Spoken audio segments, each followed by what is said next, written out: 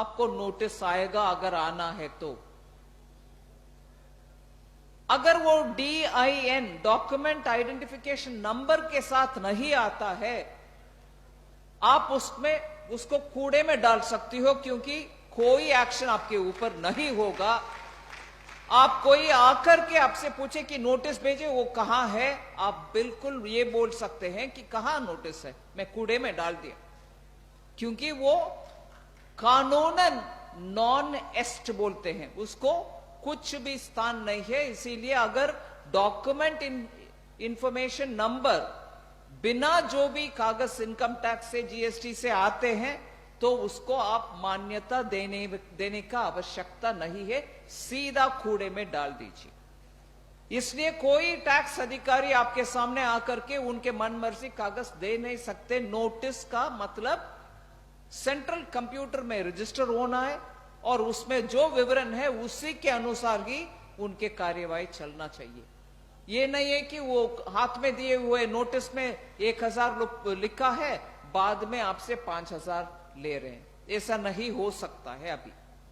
वो एक चीज है। दूसरा, अगर नोटिस आते हैं DIN के साथ भी, 30 दिन के अंदर इसका सॉल्यूशन निकालना चाहिए।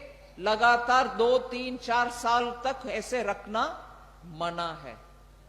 अगर नोटिस भी आता है तो 30 दिन के अंदर आपसे जवाब आना, उस जवाब के ऊपर वो भी या तो आगे बढ़ना या तो केस को क्लोज ही करना चाहिए। समय सीमा के अंदर ये व्यवस्था चालू रखने के लिए ही हम ऐसे कदम उठा रहे हैं। सिंप्लीफिकेशन के ऊपर, टैक्स हरासमेंट के ऊपर हर दिन लगातार कुछ ना कुछ कदम उठाते आ रहे हैं, जो सजेशन के नाम पर आती है। मैं परसों जयपुर में थी, ये हमारे सिटीजनशिप अमेंडमेंट बिल के विस्तारक रूप से सब लोग से मिलने के लिए गई थी। उस समय भी एक टैक्स असेसमेंट करने वाले ये सब आकर मिले, धन्यवाद कहने के लिए कि सुझाव सुनने के लिए आप तैयार है। और उसमें एक ऐसे भी GST का छोटे बिजनेसमैन के लिए काम मदद करने वाले युवा आकर के हमसे थैंक यू करके गए, सिर्फ ये बोलने के लिए। उस कमेटी में मुझे भी शामिल किया आपने।